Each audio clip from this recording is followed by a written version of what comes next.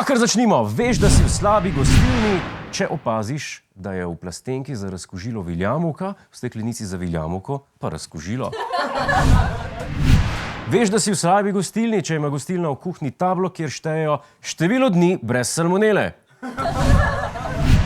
Veš, da si v slabi gostilni, ko naročiš vodo brez okusa, dobiš pa jo z okusom uspavalne tablete.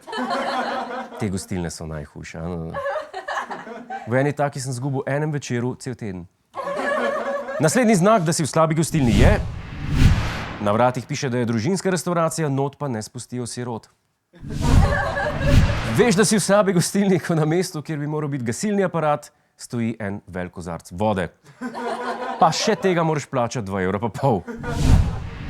Veš, da si v slabi gostilni, ko ti preden ti postrežejo alkohol, ne vprašajo samo po osebni, ampak tudi po bančni, davčni pa emšu. Veš, da si v slabi gostilni, ko sticky fingersi niso samo jed na meniju, ampak tudi higienski standard kuharjev. Veš, da si v slabi gostilni, ko na meniju z žganimi pijačami ne najdeš Jägermeister, pač pa Jäger amaterja.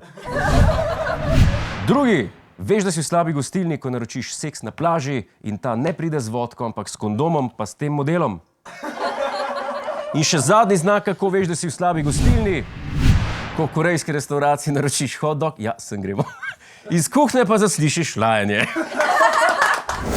Hej, preden greš, klikni tukaj in se naroči na naš YouTube kanal, imamo pa tudi TikTok, Instagram in Facebook, tako da le urno.